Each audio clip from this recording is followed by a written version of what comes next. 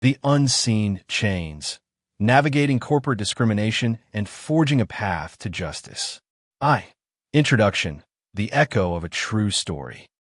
The corporate landscape, often lauded as a meritocracy, can sometimes conceal a darker reality, a hidden system where power is wielded not for progress, but for personal agendas, often at the expense of vulnerable employees.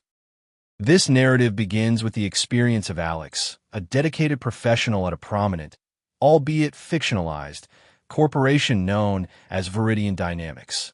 Alex's journey within Viridian Dynamics was initially marked by commitment and a desire to contribute. However, over time, a subtle yet insidious pattern began to emerge, orchestrated by certain managers who, despite their positions of authority, exhibited a profound lack of ethical leadership and professional competence. These individuals, rather than fostering growth and collaboration, initiated a campaign of discrimination, isolation, and intimidation. This campaign culminated in Alex's unjust termination, leaving a trail of profound personal and professional distress.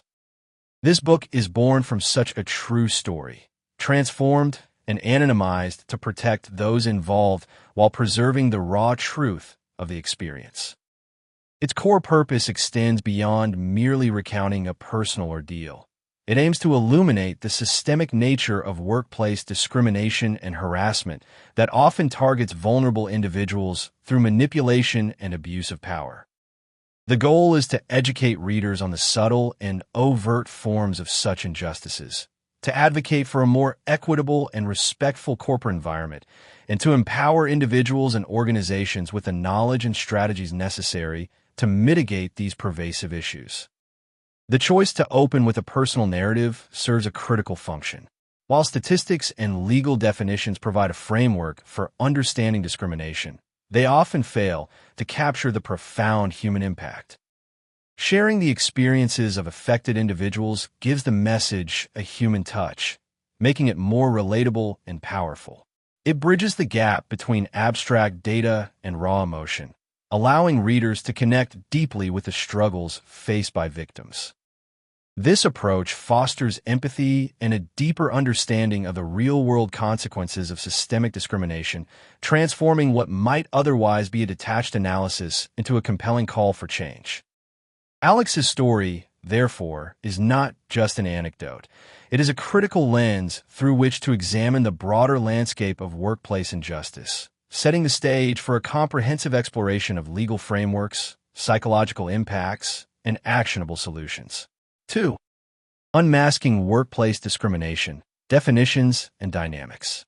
Understanding the mechanisms of workplace discrimination requires a clear grasp of its various forms and the legal protections in place.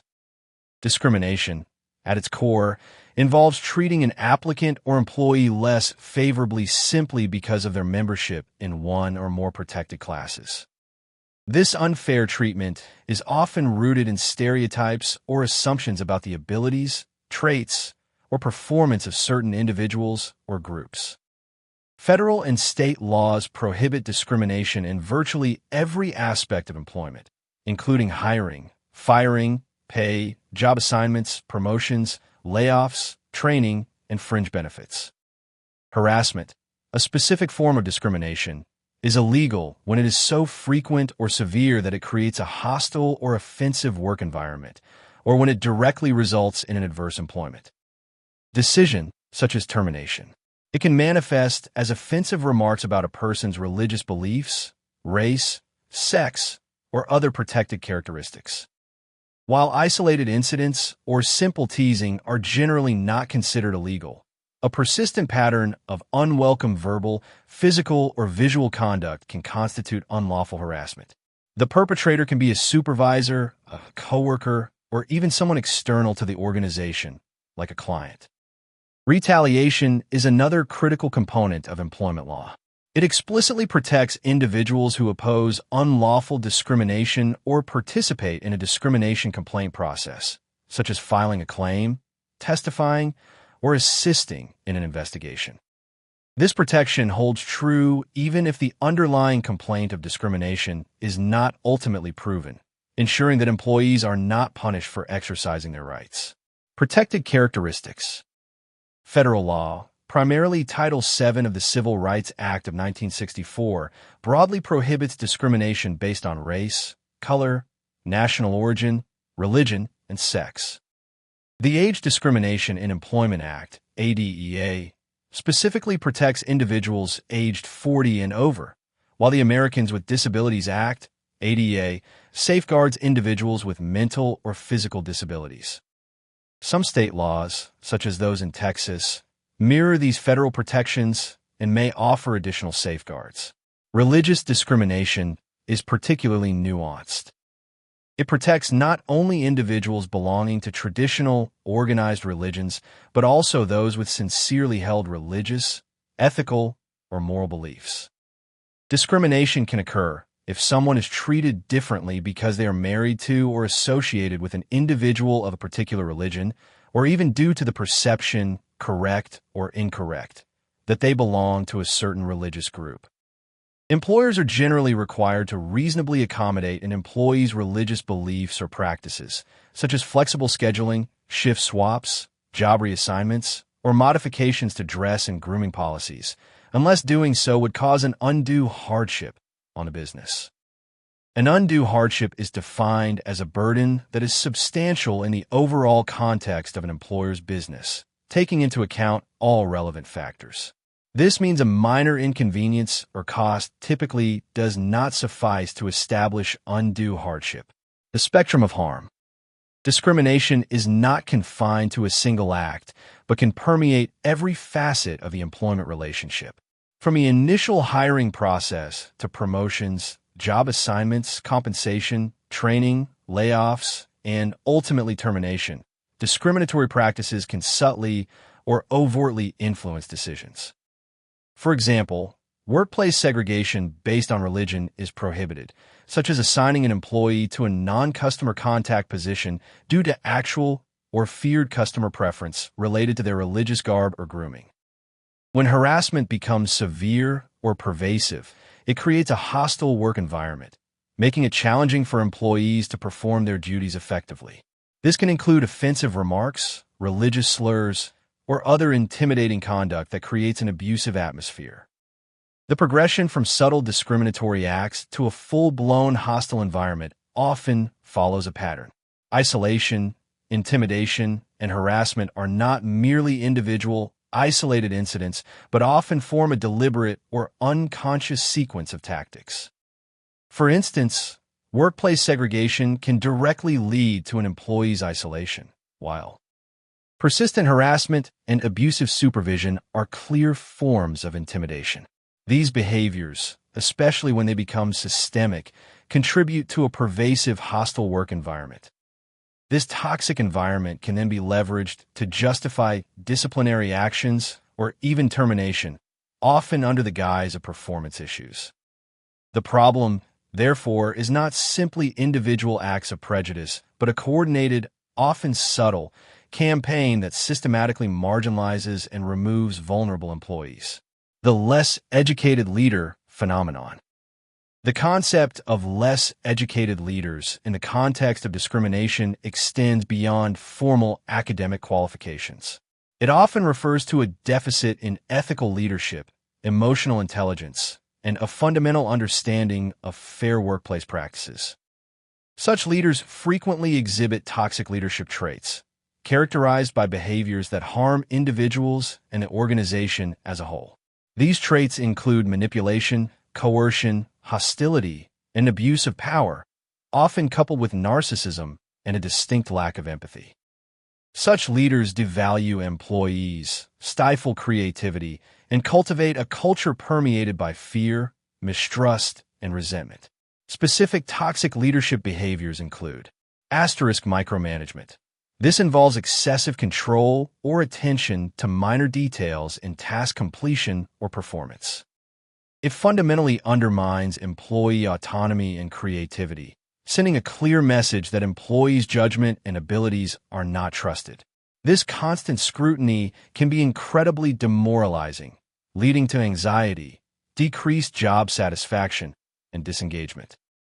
While some studies suggest micromanagement can, in specific contexts, boost productivity, it more frequently results in miscommunication, low morale, and intense frustration, creating an environment where employees feel undervalued and overburdened. Favoritism. This occurs when an employee receives preferential treatment based on factors unrelated to their performance, such as personal relationships, shared backgrounds, or unconscious biases.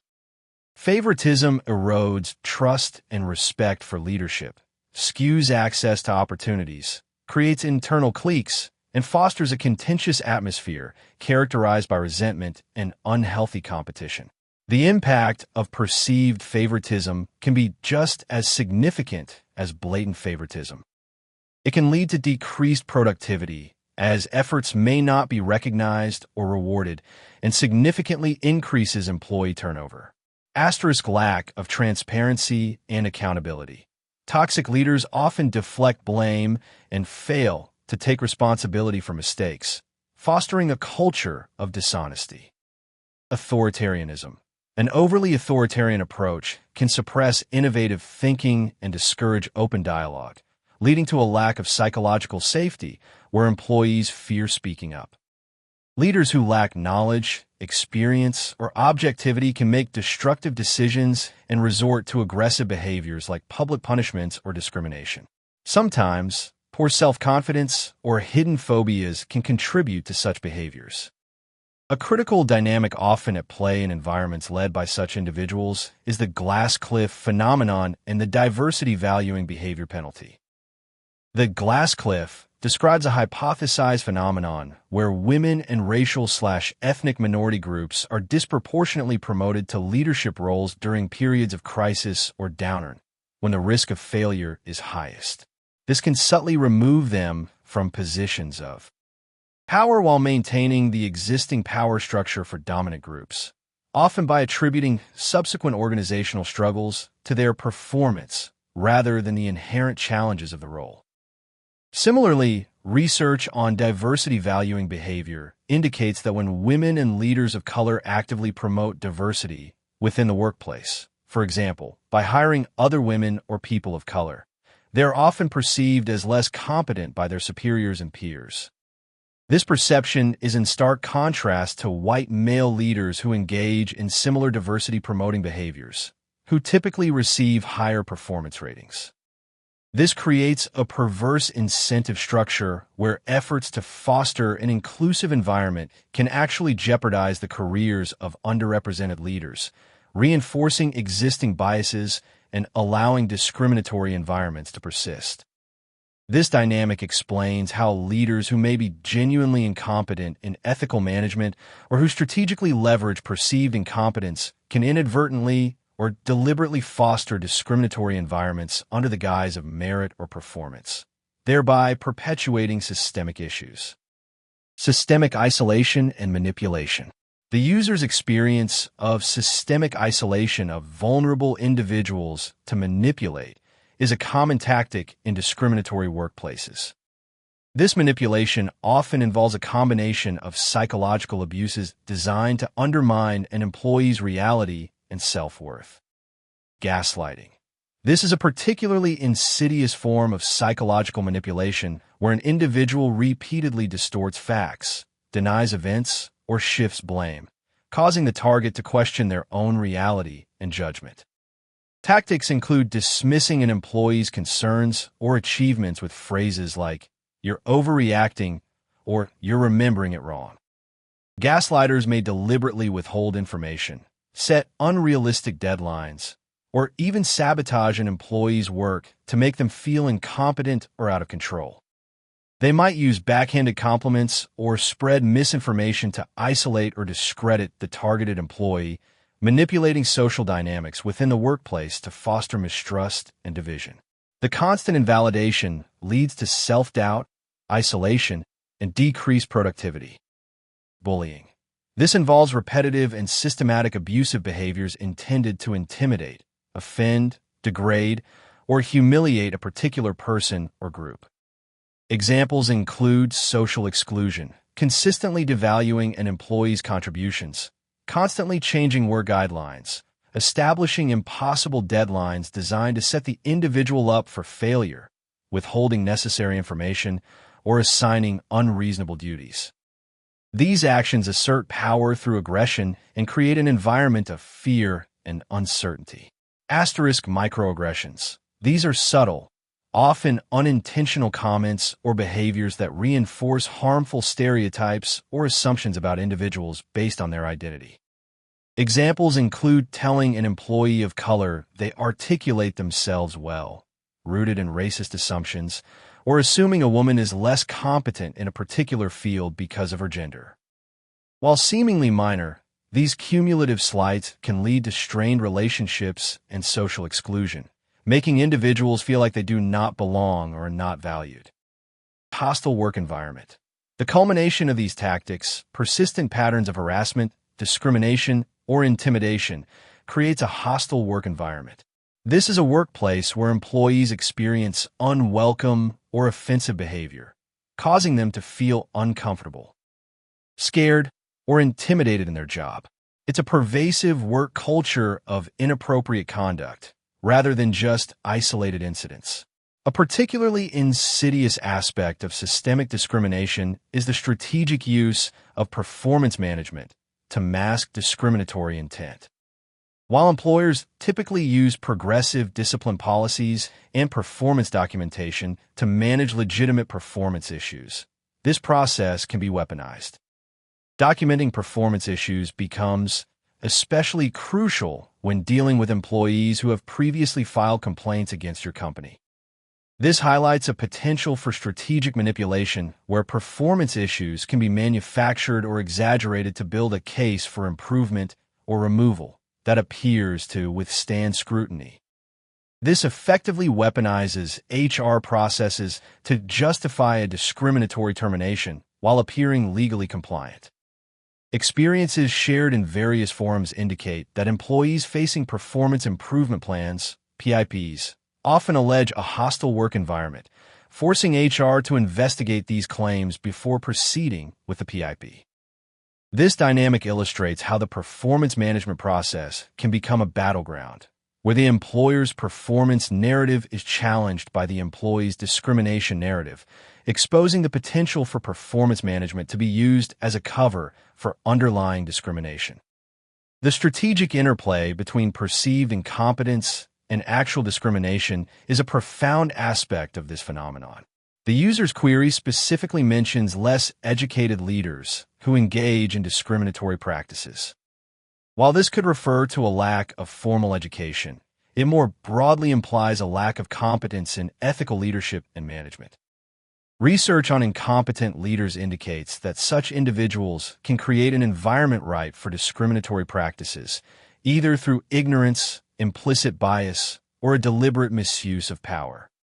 When combined with manipulated performance management, the less educated leader can use the guise of performance to mask discriminatory intent. They might genuinely be poor managers, leading to a decline in team or individual performance, and then resort to discriminatory tactics, such as increased micromanagement, favoritism, or gaslighting, to scapegoat specific individuals, particularly those from protected classes. This avoids addressing their own leadership failures.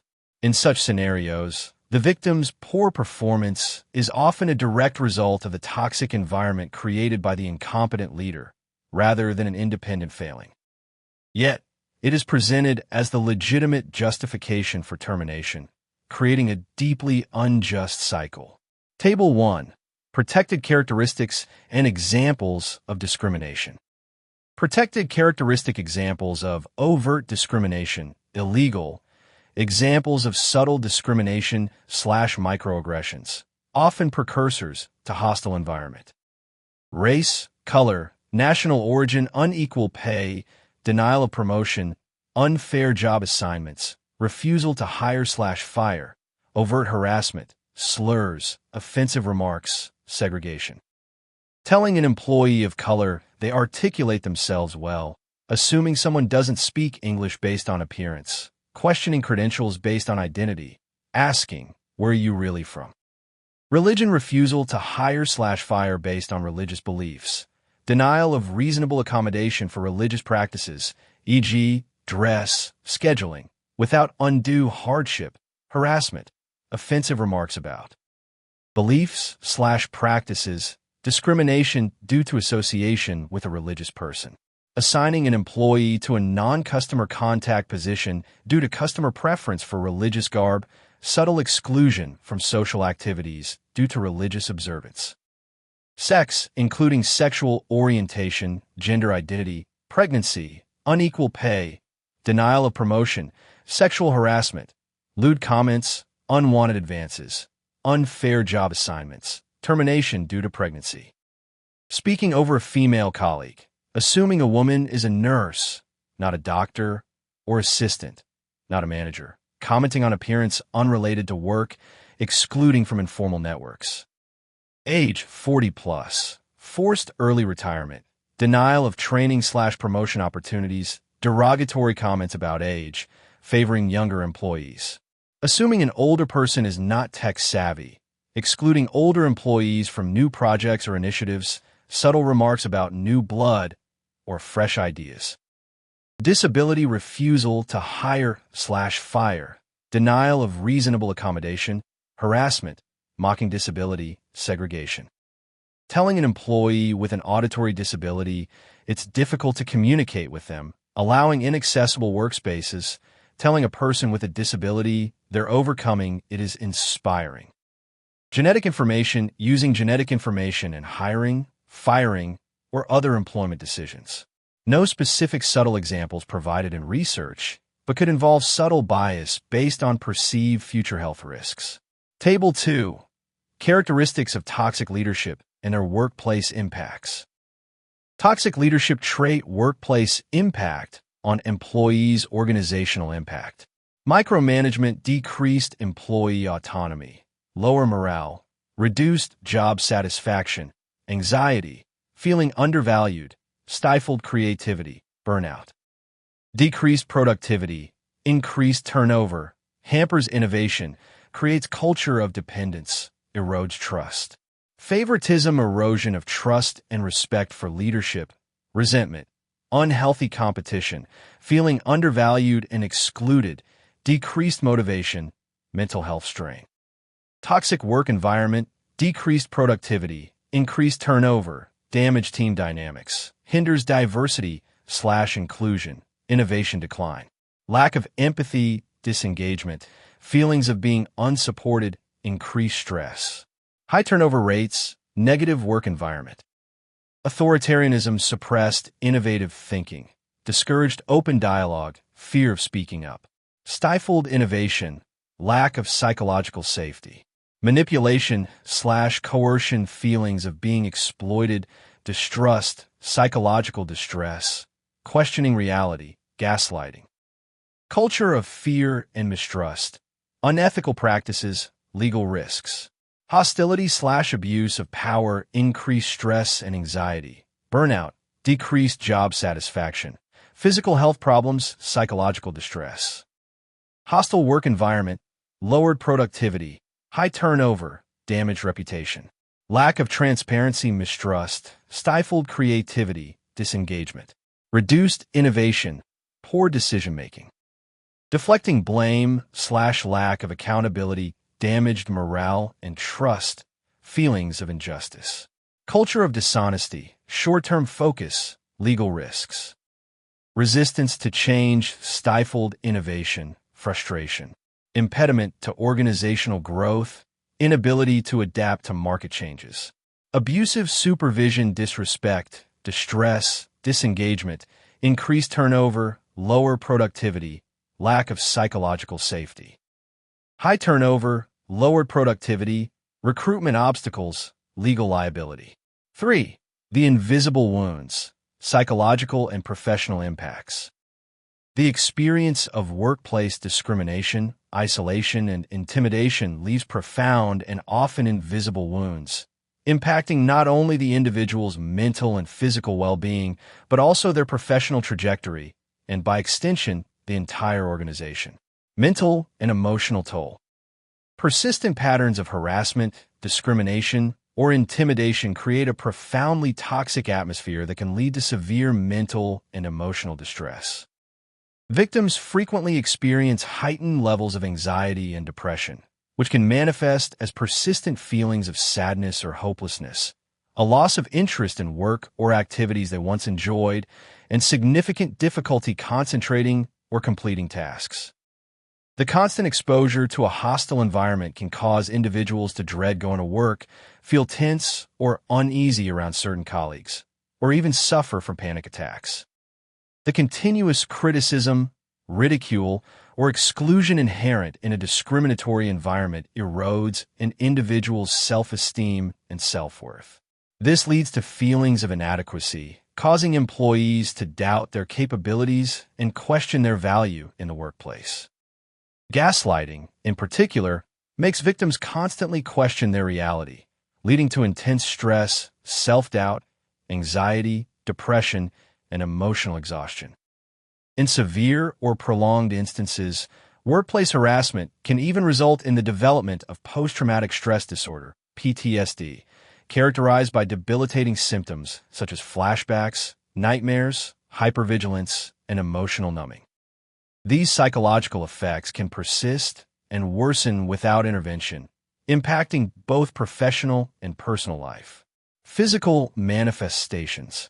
The mental strain imposed by a hostile work environment frequently manifests in physical health problems.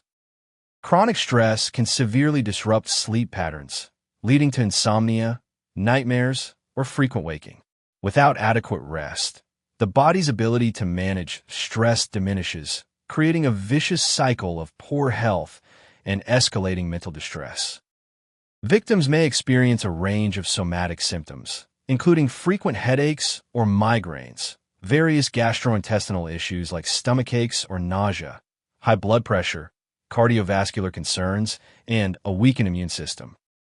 These combined physical and psychological symptoms can significantly lower an individual's quality of life and may necessitate medical intervention. Career derailment.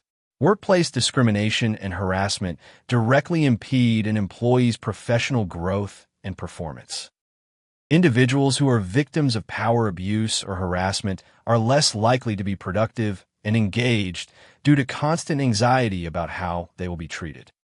The stress and confusion impair cognitive function, concentration, and decision-making abilities, leading to a decline in productivity and job performance. This toxic environment also leads to increased absenteeism, as employees may consciously or unconsciously avoid the source of their distress, resulting in more sick days and overall disconnection from the workplace.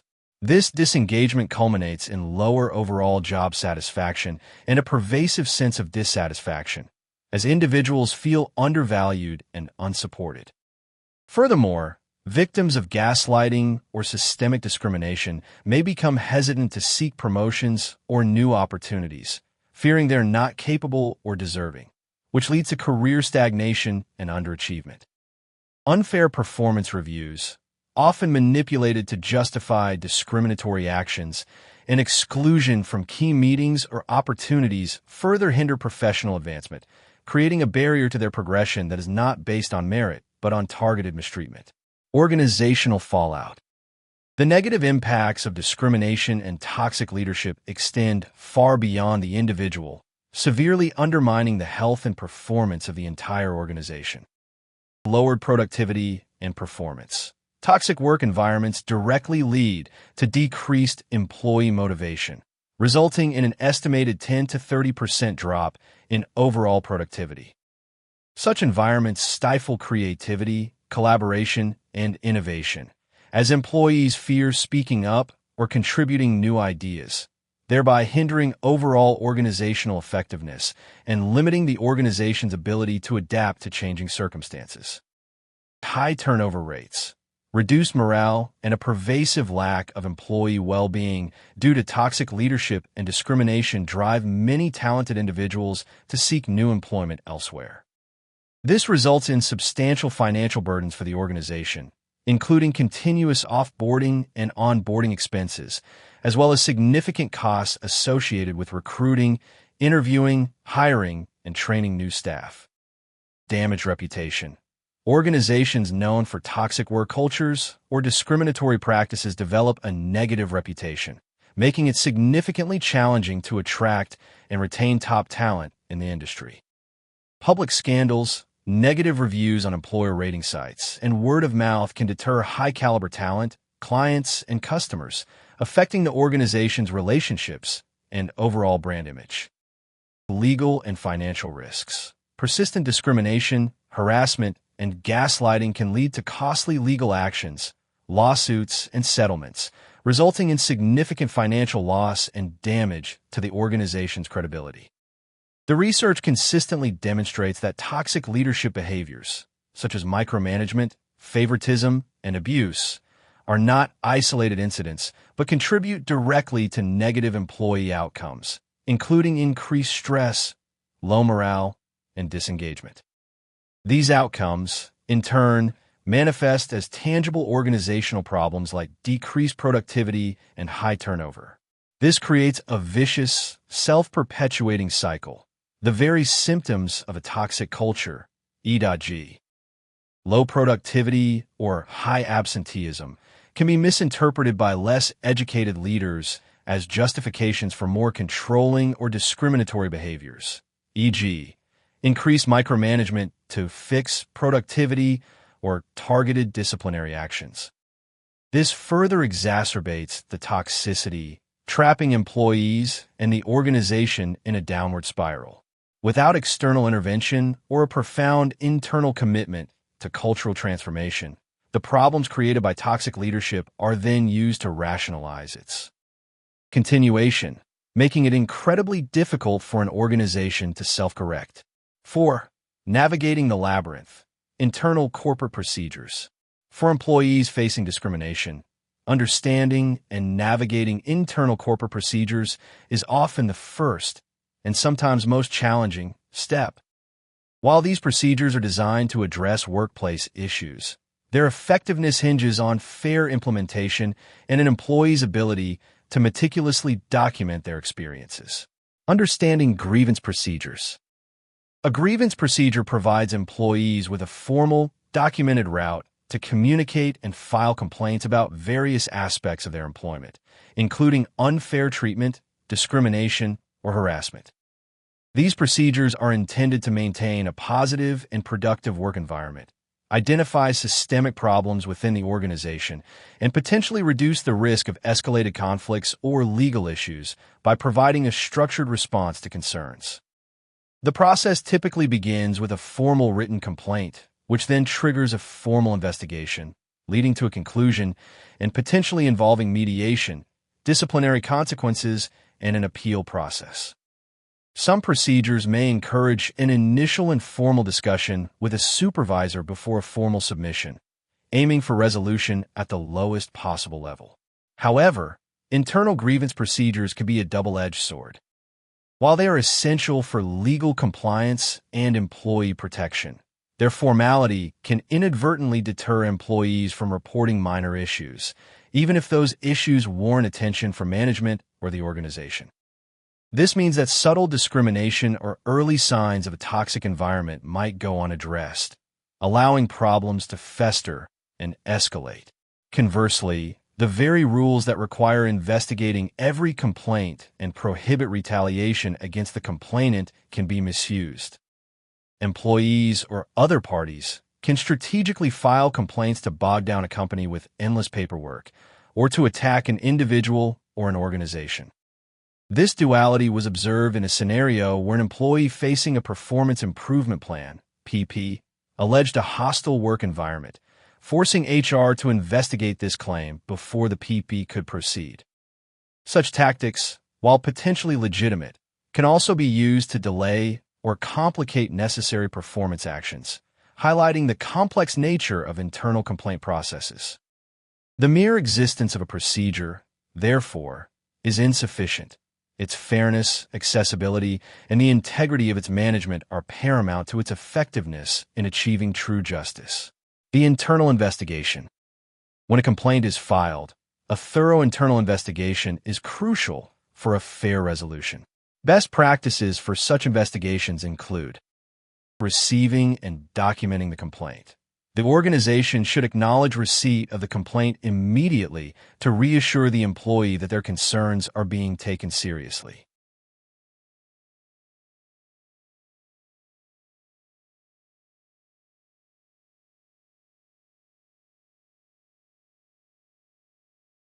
A concern. The investigator must be objective, without a personal stake in the outcome or personal relationships with the involved parties. Asterisk gathering evidence and conducting interviews. A comprehensive investigation involves fact-finding from multiple sources. This includes interviewing the complainant, the accused employee, and all relevant witnesses in a private and respectful manner. Investigators should also review supporting evidence, such as emails, text messages, security footage, relevant company policies, and any prior complaints or performance evaluations related to the parties. Maintaining confidentiality and preventing retaliation.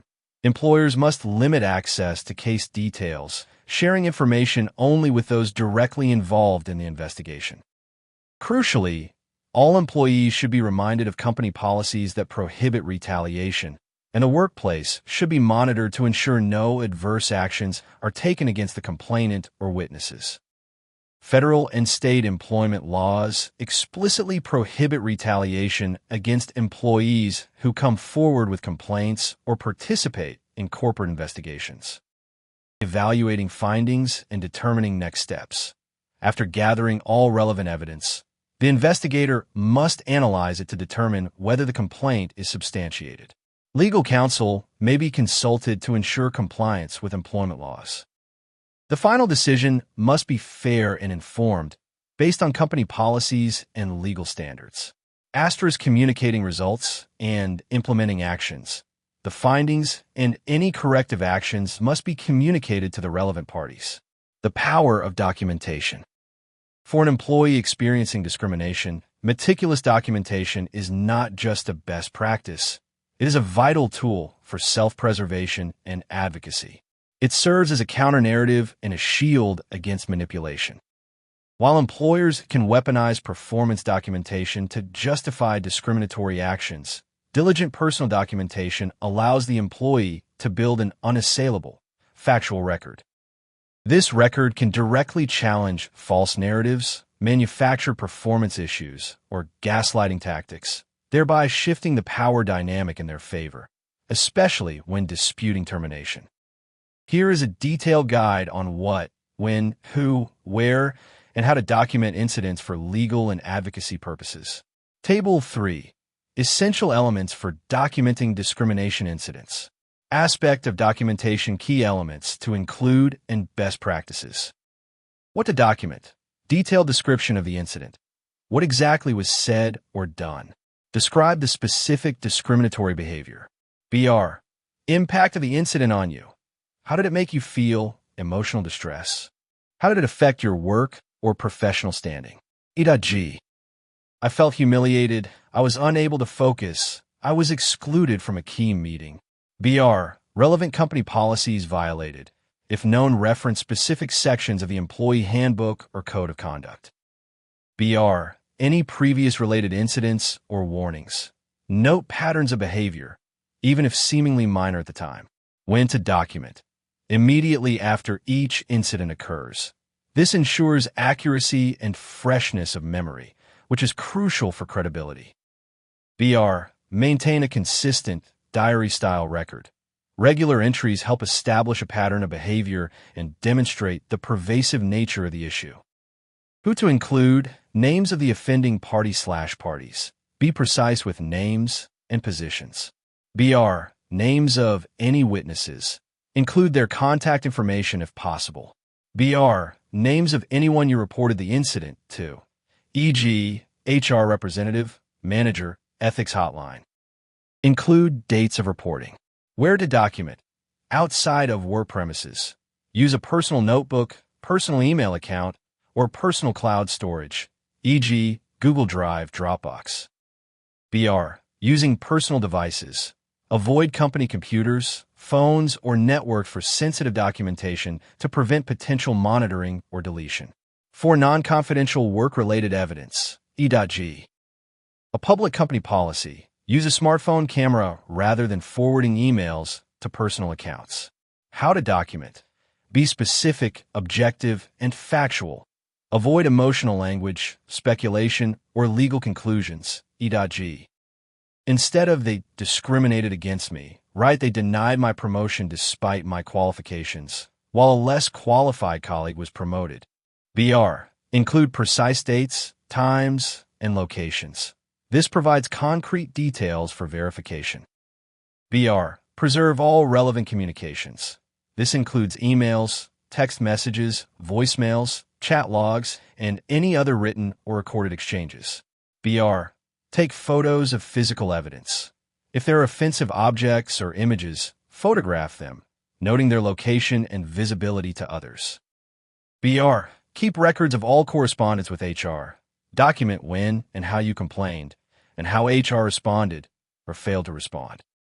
A well-organized and comprehensive record significantly strengthens an employee's position and increases the likelihood of their claims being addressed seriously. It provides the necessary direct or circumstantial evidence required to prove discrimination, which is crucial for any internal or external legal proceedings. Performance management as a weapon. While progressive discipline policies are standard in most organizations, moving from verbal warnings to written warnings and suspensions before termination, these processes can be manipulated. Proper documentation of performance issues should be specific, objective, include concrete examples, and use measurable metrics. It should focus on behavior, not the person, and outline clear expectations and consequences. However, the need for proper documentation becomes especially crucial when dealing with employees who have previously filed complaints against your company. This highlights a potential for performance reviews to be used to build a case for improvement or removal that is designed to withstand scrutiny. This is where the strategic interplay between perceived incompetence and actual discrimination becomes apparent. Unqualified managers fostering discriminatory environments may engage in tactics like persistent negative feedback without constructive input, exclusion from meetings or opportunities, or excessive micromanagement. These actions can deliberately undermine an employee's performance, creating a self-fulfilling prophecy that then appears to legitimately justify termination. The research suggests that a leader's incompetence can create a toxic environment, leading to genuine performance issues that are then used as a pretext for discrimination, particularly against protected classes. For example, a manager who lacks the skills to effectively lead a team might resort to micromanagement, which demoralizes employees and stifles their autonomy, leading to a decline in their actual performance. Instead of addressing their own leadership deficiencies, such a manager might then target an individual from a protected class, fabricating or exaggerating performance issues to justify their removal. This allows the manager to scapegoat the employee for the team's struggles, rather than acknowledging their own role in creating a dysfunctional environment. In this scenario, the victim's poor performance is a direct result of the toxic environment created by the incompetent leader, rather than an independent failing, yet it is presented as the legitimate justification for termination. This manipulation of performance management processes is a key mechanism through which systemic discrimination is perpetrated and concealed. V. Seeking external recourse, legal avenues, and support. When internal corporate procedures fail to resolve discrimination issues, or when an employee is wrongfully terminated, external legal avenues and support systems become critical. Governmental agencies. Employees have the right to file complaints with federal and state governmental agencies tasked with enforcing anti-discrimination laws. Equal Employment Opportunity Commission, EEOC, federal process. The EEOC enforces federal employment laws that prohibit discrimination. The process typically involves several stages. Pre-complaint stage. The first step is to contact an EEO counselor at the agency where the discrimination occurred. This contact must generally be made within 45 days from the day the discrimination occurred. The EEO counselor will offer the choice of participating in EEO counseling or an alternative dispute resolution (ADR) program, such as mediation, to attempt an informal resolution. Formal complaint stage. If the dispute is not settled during counseling or ADR, a formal discrimination complaint must be filed with the agency's EEO office. This filing must occur within 15 days from the day the employee receives notice from their EEO counselor about how to file. Once filed, the agency reviews the complaint for procedural reasons, e.g., timeliness, and, if not dismissed, conducts an investigation. The agency has 180 days from the filing date to complete this investigation. Agency decision or hearing. After the investigation, the employee receives a notice offering two choices: request a hearing before an EEOC administrative judge, AJ, or ask the agency to issue a final decision on whether discrimination occurred. If a hearing is requested, it must be done in writing or via the EEOC public portal within 30 days of receiving the notice. An AJ will conduct the hearing, make a decision, and order relief if discrimination is found. The agency then has 40 days to issue a final order, indicating whether it agrees with the AJ's decision and outlining appeal rights. Appeal stage. If the agency issues a decision where no discrimination is found, or if the employee disagrees with any part of the decision, they can appeal the decision to the EEOC Office of Federal Operations, OFO, within 30 days after receiving the final order, or they can challenge it in Federal District Court. The EEOC appellate attorneys review the entire file, including the agency's investigation, the AJ's decision, if applicable, and any appeal statements. Texas Workforce Commission, TWC, state process. For employees in Texas, the Texas Workforce Commission Civil Rights Division, TWC-CRD, handles employment discrimination complaints under state law. Complaint submission. A written complaint of discrimination must be submitted. This can be done through the TWC-CRD Employment Discrimination Inquiry Submission System, EDIS. The complaint must be filed within 180 days of the alleged violation. Key jurisdictional requirements include that the company must have 15 or more employees, the physical address of employment must be within Texas, and the allegation must specify one or more protected characteristics: race, color, religion, sex, age, disability, national origin, and identifying. Employment harm, e.g., demotion, denial of promotion, termination. Asterisk jurisdiction determination. The TWC's Equal Opportunity Officer determines if the complaint meets jurisdictional criteria, basis, timeliness, program type. An initial written notice is provided to the complainant within 5 working days. Asterisk mediation, optional if the complaint meets jurisdictional requirements. Both parties receive an invitation to mediation, a voluntary process with a neutral mediator to help resolve the dispute. Investigation. If either party declines mediation, an investigation begins. An investigator conducts interviews with involved parties and witnesses, reviews relevant documents, policies, and procedures, and refers to state laws. Referral to EEOC. The TWC and EEOC have a work-sharing agreement, meaning that filing with one agency often constitutes filing with the other. This ensures that federal and state protections are considered. Arbitration agreements. Many employment contracts now include arbitration clauses, which require disputes between employers and employees to be resolved through private arbitration rather than traditional court litigation. Arbitration involves a neutral third party, an arbitrator, who reviews evidence and issues a binding decision. Employers often favor arbitration due to several perceived benefits. Asterisk cost savings. Arbitration is generally less expensive than litigation. Faster resolution. Disputes are typically resolved more quickly than in court. Asterisk confidentiality.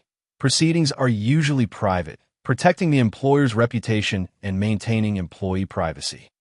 However, arbitration agreements raise significant fairness concerns for employees, particularly in the context of discrimination claims. Critics argue that mandatory arbitration can limit employees' access to the court system, removing their right to a public hearing and a jury of their peers. Specific concerns include limited discovery. The process of gathering evidence is typically more restricted in arbitration compared to litigation, potentially putting employees at a disadvantage due to less access to crucial information. Smaller awards. Studies suggest that arbitration awards are, on average, significantly less than those from similar cases decided by juries. Confidentiality. While beneficial for employers, confidentiality prevents employees from highlighting workplace issues publicly and sharing experiences, and can reduce employer willingness to settle due to lack of public scrutiny. Lack of public redemption and consequences. Arbitration findings are confidential, meaning employees get no public validation, and employers may face less public or internal pressure to address the root causes of discrimination or discipline perpetrators. Potential bias. The selection of arbitrators, while ideally neutral, can raise concerns about bias, especially if the employer is a repeat player in arbitration, leading to fears that arbitrators might favor employers for future business. Limited remedies and appeal. Employees may be limited in the types of remedies available, and arbitrator decisions are typically final and binding, reducing opportunities for appeal. Lack of precedent. Arbitration decisions do not create legal precedents, meaning employees miss opportunities to contribute to legal principles that could benefit others facing similar issues. Despite these concerns, it is crucial to understand that an arbitration agreement does not prevent an employee from filing a complaint with the EEOC or the Texas Workforce Commission, TWC. Employees are still permitted to engage with these governmental agencies to pursue their discrimination or retaliation claims. To ensure fairness and neutrality in workplace arbitration, several best practices are recommended. Careful arbitrator selection. Parties should diligently choose arbitrators based on their expertise, experience in labor law, and proven neutrality and impartiality. Disclosing potential conflicts of interest is essential. Clear evidence and testimony. Both sides should provide clear and concise evidence and testimony, including documentary evidence, witness testimony, and expert testimony. Fair and reasonable agreements. Arbitration agreements themselves should be structured to be fair and reasonable to both parties. Transparency and accountability. Maintaining integrity in the process requires providing clear and reasoned awards and ensuring arbitrators are properly trained and experienced. Legal aid and advocacy organizations. For individuals seeking support and legal guidance, numerous organizations offer assistance. Legal aid services. Organizations like the Legal Aid Society provide legal services to low-wage and unemployed workers on issues related to employment, including workplace discrimination, unpaid wages, and retaliation. They often offer free or low-cost legal help and can assist with various employment law issues. Employee advocacy groups. Groups such as Equal Rights Advocates, ERA, and Justice at Work provide critical support. ERA offers free legal help and representation to workers, takes on significant cases to make workplaces fairer, and actively works to pass civil rights laws. Justice at Work is a multilingual legal nonprofit supporting low-wage workers, offering direct legal services, training on workplace rights, and legal counsel for organizing efforts. Victim support organizations. Organizations like the National Organization for Victim Advocacy, NOVA, train advocates and crisis responders to provide compassionate victim assistance and promote public policy supporting victims' rights. Other groups, like Workplace Fairness, provide online information about workers' rights across the U.S. These organizations play a crucial role in empowering individuals to understand their rights, navigate complex legal systems, and seek justice in the face of discrimination. 6. Advocacy and mitigation. Strategies for change. Addressing systemic discrimination and harassment requires a multifaceted approach, encompassing individual empowerment, organizational transformation, and broader societal change. Individual empowerment. For individuals experiencing discrimination, The path to justice often begins with self-advocacy and strategic action. Know your rights. Understanding federal and state employment laws, including protected characteristics, discrimination definitions, and anti-retaliation provisions, is fundamental. Meticulous documentation. As previously detailed, maintaining a precise, factual, and external record of all discriminatory incidents is paramount. This documentation serves as crucial evidence and a powerful counter-narrative against any attempts to manipulate performance reviews or justify wrongful termination. Utilize internal resources. Strategically, while internal processes have limitations, employees should be aware of and, if safe to do so, utilize company grievance procedures and HR departments. Documenting these interactions is critical, regardless of the outcome. Seek external support. Connecting with legal aid services, employment law attorneys, and advocacy groups provides invaluable guidance, legal representation, and emotional support. These resources can help navigate complex legal avenues and ensure rights are upheld. Prioritize well-being. The psychological and physical toll of discrimination is significant. Seeking support from mental health professionals, trusted friends, or family is vital for coping with the emotional distress, anxiety, and other health issues that can arise. Organizational transformation. Employers have a critical role and responsibility in fostering fair, inclusive, and respectful workplaces. Proactive strategies and a commitment to equity are essential to prevent discrimination and harassment. Comprehensive anti-discrimination policies. Organizations must establish clear, well-documented policies that explicitly define unacceptable behavior, provide examples of discriminatory practices, and outline consequences for violations. These policies should be regularly communicated and updated. Robust reporting mechanisms. Secure, anonymous reporting systems are crucial to empower employees to speak up without fear of retaliation. Confidentiality must be strictly guarded, and information access limited to essential personnel. Thorough and impartial investigations. All complaints must be taken seriously and addressed swiftly and professionally. Investigations should be conducted by neutral parties, gathering all relevant evidence and ensuring fairness. Strong anti-retaliation commitment. Given that retaliation accounts for a significant portion of discrimination charges, a strong anti-retaliation policy with clear procedures and protections for complainants and witnesses is non-negotiable. Managers must be trained to identify and handle subtle forms of retaliation with neutrality. Asterisk leadership accountability and training. Leaders must set the tone by modeling ethical behaviors and publicly supporting ethics reporting. Comprehensive training for all employees on recognizing and addressing discrimination, unconscious bias, and microaggressions is essential. Promote diversity, equity, and inclusion, DEI beyond compliance. A genuine commitment to DEI should be woven into the fabric of the organization.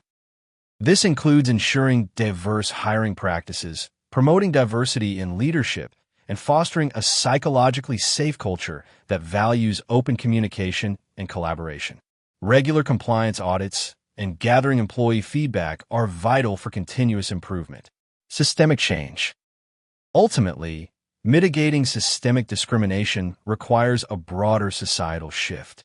This involves challenging implicit biases, recognizing and addressing unconscious stereotypes that contribute to discriminatory practices, particularly in leadership and hiring decisions. Promoting ethical leadership. Cultivating leaders who prioritize integrity, empathy, and accountability, rather than those who perpetuate toxic behaviors. Strengthening legal protections and enforcement. Continuing to advocate for robust legal frameworks and ensuring that governmental agencies have the resources to effectively investigate and prosecute discrimination claims. Raising awareness.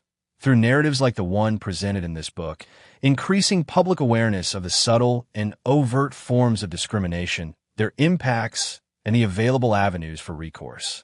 7. Conclusion. The true story of Alex at Viridian Dynamics, the though anonymized, serves as a stark reminder of the pervasive and devastating impact of workplace discrimination. It illustrates how a lack of ethical leadership, coupled with manipulative tactics like gaslighting, micromanagement, and favoritism, can systematically isolate, intimidate, and ultimately remove vulnerable employees. The journey from subtle microaggressions to a hostile work environment, often culminating in a wrongful termination masked by manufactured performance issues, reveals a deeply interconnected and self-perpetuating cycle of toxicity. The psychological and physical toll on individuals is immense, leading to anxiety, depression, and even long-term health issues, while organizations suffer from decreased productivity, high turnover, and damaged reputations.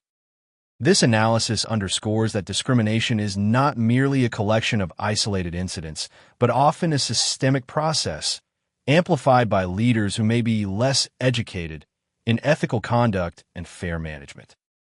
The subtle mechanisms, such as the glass cliff phenomenon and the penalty for diversity-valuing behavior, highlight how existing biases can be reinforced under the guise of merit or objective performance management.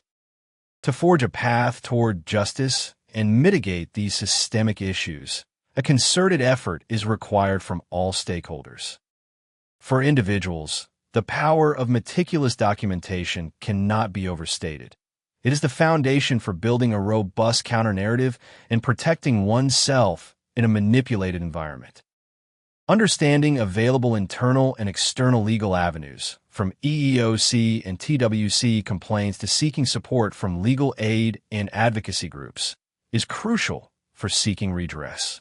For organizations, the imperative is clear: move beyond mere compliance to genuine cultural transformation. This necessitates the establishment of comprehensive anti-discrimination policies, robust and confidential reporting mechanisms, and truly impartial investigation procedures. Critically, it demands the development of ethical, empathetic, and accountable leadership that actively champions diversity and inclusion, rather than passively or actively fostering toxic environments. Regular audits, continuous training, and a strong anti-retaliation commitment are vital to ensure that policies translate into practice and that employees feel psychologically safe to speak up without fear. Ultimately, the goal is to dismantle the unseen chains of discrimination, piece by painful piece. By shedding light on these insidious practices, empowering those affected, and holding organizations accountable, we can collectively strive towards workplaces where dignity, respect, and equal opportunity are not just ideals, but live realities for every individual.